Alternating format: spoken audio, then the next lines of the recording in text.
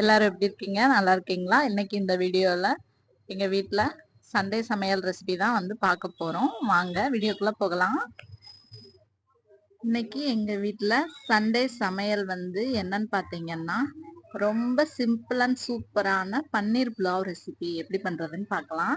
நீங்க நினைக்கலாம், எங்க வீட்ல வந்து இன்னைக்கு சண்டே எதுமா நான்வெஜ் எடுக்கலையா அப்படின்னு. எங்க வீட்டுக்காரங்க வந்து மாலை போட்டிருக்கிறதுனால வந்து நான்வெஜ் எதுவும் எடுக்க முடியல. அதனால வந்து வெஜ் தான் இன்னைக்கு எங்க வீட்ல வந்து பண்ண போறேன். வாங்க என்னோட ஸ்டைல்ல வந்து எப்படி பண்றதுன்னு பார்க்கலாம். இங்க பாத்தீங்களா, செவ்வந்தி பூ வந்து உங்க ஊர்ல எவ்வளோன்னு சொல்லி மறக்காம கமெண்ட் பண்ணுங்க. இங்க இது வந்து சென்னையில வந்து பாத்தீங்கன்னா 30 ரூபாய்க்கு தான் வந்து வாங்கினேன். நான் எப்பயுமே இந்த மஞ்சள் சிகப்பு கலந்த மாதிரி தான் வாங்குவேன்.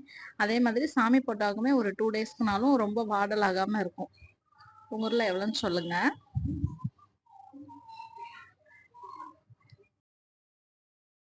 இப்போ ஸ்டவ் ஆன் பண்ணிக்கலாம். ஸ்டவ் ஆன் பண்ணிவிட்டு ஒரு கடாய் வச்சுக்கலாம். கடாய் நல்லா ஹீட் ஆனதுக்கப்புறமா நான் ஒரு 4 டேபிள் ஸ்பூன் அளவு ஆயில் சேர்த்துருக்கேன். நீங்கள் உங்களுக்கு எவ்வளோ தேவையோ அந்தளவு ஆயில் ஆட் பண்ணிக்கோங்க. இது எதுக்காகன்னு பார்த்தீங்கன்னா, நம்ம வந்து பன்னீர் வந்து குட்டி குட்டியாக வந்து வாஷ் பண்ணி கழுவி வச்சுருக்கோம். அது கூடவே மிளகாத்தூள் உப்பு மட்டும் போட்டு இந்த மாதிரி மேரினேட் ஃபிஷ் ஃப்ரை எப்படி பண்ணுவோமோ அது மாதிரி இந்த மாதிரி மேரினேட் பண்ணி வச்சுக்கோங்க. ஒவ்வொரு பீஸாக வந்து பொறுமையாக போடுங்க.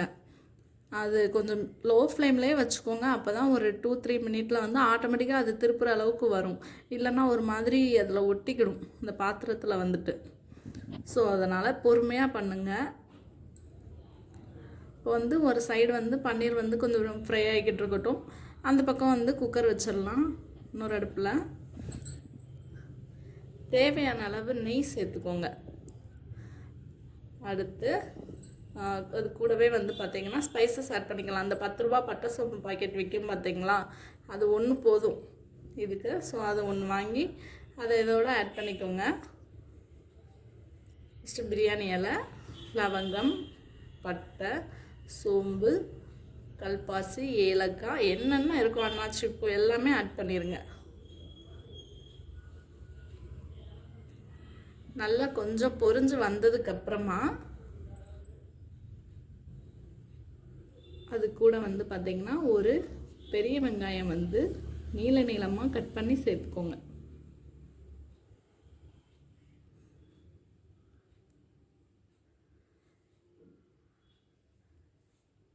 ஓரளவுக்கு வெங்காயம் வந்து நல்லா வதங்கி வரட்டும்.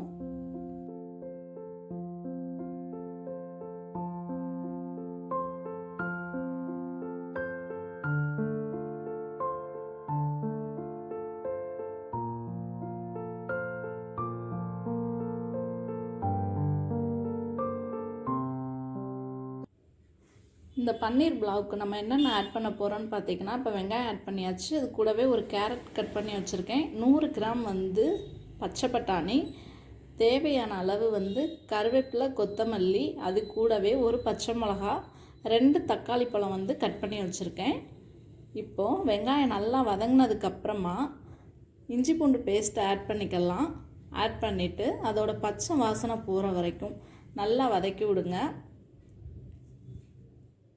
அப்படியே இந்த சைடு வந்து பார்த்திங்கன்னா பன்னீர் வந்து பாருங்கள் திருப்பி போடுற அளவுக்கு கொஞ்சம் ஃப்ரை ஆகி வந்துருச்சு. ஸோ அதை கொஞ்சம் அப்படியே திருப்பி திருப்பி போட்டுக்கலாம்.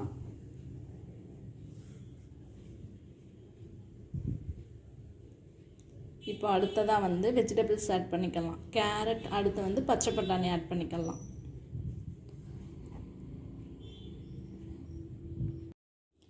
இந்த பச்சை பட்டாணி கேரட்டோட ரா ஸ்மெல்லு போகிற வரைக்கும் கொஞ்சம் நல்லாவே ஃப்ரை பண்ணி விட்டுக்கோங்க.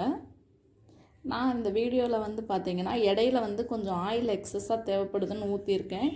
நீங்கள் வந்து ஸ்டார்டிங்லேயே வந்து நெய் கூடவே ஆயில் ஆட் பண்ணணுன்னா ஆட் பண்ணிக்கோங்க. நான் மறந்துட்டேன். ஸோ அதனால் வந்து எனக்கு எக்ஸ்ட்ரா தேவைங்கிறனால கொஞ்சம் அதோட ஆட் பண்ணியிருக்கேன். அடுத்ததாக நம்ம இது கூட தக்காளி ஆட் பண்ணிக்கலாம்.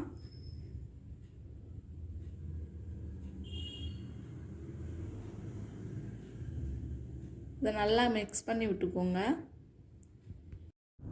பன்னீர் பாருங்கள் எவ்வளோ சூப்பராக ஃப்ரை ஆகி வந்திருக்குதுன்னு. இந்த மாதிரி லோ ஃப்ளேமில் வச்சு ஃப்ரை பண்ணிங்கன்னா ஒன்றோட ஒன்று ஒட்டாமல் அடி பிடிக்காமல் கொஞ்சம் பிஞ்சு வராமல் வந்து நல்லா வரும் இந்த மாதிரி.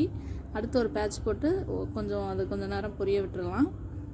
இப்போது இந்த சைடு வந்து மசாலாஸ் ஆட் பண்ணிக்கலாம்.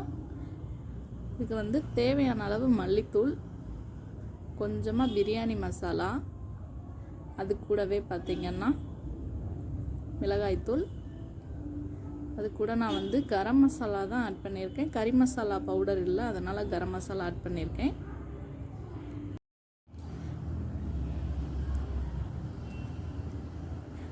இப்போ அந்த வெஜிடபிள்ஸ் கூடவே அந்த மசாலாஸ்லாம் நல்லா ஆட் ஆகிற மாதிரி மிக்ஸ் பண்ணி விட்டுக்கோங்க.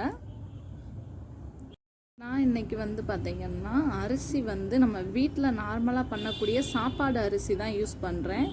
ஆனால் இதுக்கு வந்து பார்த்திங்கன்னா ஜீரக சம்பா அல்லது பாஸ்மதி ரைஸ் வந்து ஆட் பண்ணால் சூப்பராக இருக்கும். மெயினாக வந்து ஜீரக சம்பா அரிசி வந்து இந்த மாதிரி பிரியாணி, புலாவ், அடுத்து வந்து பார்த்திங்கன்னா கீ ரைஸ், இந்த மாதிரி இதுக்கு வந்து ஜீரக சம்பா அரிசி அடிச்சுக்கவே முடியாது.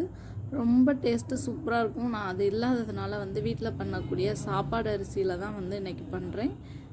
இது ஃபைனலாக வந்து மெயினே வந்து என்னென்னா உப்பு ஆட் பண்ணிக்கோங்க. நான் இதில் இந்த வீடியோவில் வந்து உங்களுக்கு உப்பு ஆட் பண்ணது வந்து ஷோ ஆகாது, அதனால் நீங்கள் உப்பு ஆட் பண்ணிக்கோங்க. இப்போ நம்ம ஃப்ரை பண்ணி வச்சுருக்கிற அந்த பன்னீர் பீசஸை வந்து இது கூட சேர்த்துக்கலாம். இப்போ அந்த பிரியாணி தம் போடுவோம் பார்த்தீங்களா, அந்த மாதிரி போடுறீங்க அப்படின்னா ஒரு 3/4 வேக்காடு நல்லா வந்ததுக்கப்புறமா பன்னீர் ஆட் பண்ணிக்கோங்க. நான் குக்கரில் பண்ணுறதுனால தான் வந்து பன்னீர் அது கூடவே வந்து ஆட் பண்ணிடுறேன். அது மாதிரி உங்கள் வீட்டில் வந்து குக்கர் வந்து ஒரு சிலர் வீடுகளில் வந்து 2 விசில், 1 விசிலில் கூட சாப்பாடு சீக்கிரம் வந்துடலாம். உங்களுக்கு தகுந்த மாதிரி நீங்கள் விசில் போட்டுக்கோங்க. நான் அரிசி நல்லா ஊற வச்சு எடுத்துருக்கிறதுனால நான் இன்றைக்கி ஒரு 2 விசில் மட்டும் வச்சா போதும்னு நினச்சி வைக்கிறேன். எப்படி வருதுன்னு பார்க்கலாம். என் ஹஸ்பண்ட் வந்து அதுக்குள்ளே பார்த்தீங்கன்னா நொங்கு வாங்கிட்டு வந்திருந்தாங்க. நம்ம ஊர் சைடெல்லாம் வந்து நொங்கு சீப் அண்ட் பெஸ்ட்டாக கிடைக்கும், இங்கே எவ்வளோன்னு தெரியலை. ஓகே, இப்போ விசில் வந்துருச்சு.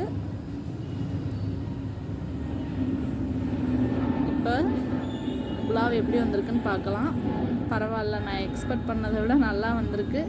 டேஸ்ட் வைஸ்மே வந்து சூப்பராக தான் இருந்துச்சுங்க. கொஞ்சம் அதாவது ரொம்ப சிம்பிளாக வீட்டில் இருக்கிறத வச்சு டக்குன்னு பண்ணுறதுக்கு கொஞ்சம் நல்லா தான் இருக்கும். இதுக்கு சைடிஷ் வந்து பார்த்திங்கன்னா நான் ஆனியன் ரைத்தா மட்டும்தான் பண்ணியிருந்தேன்.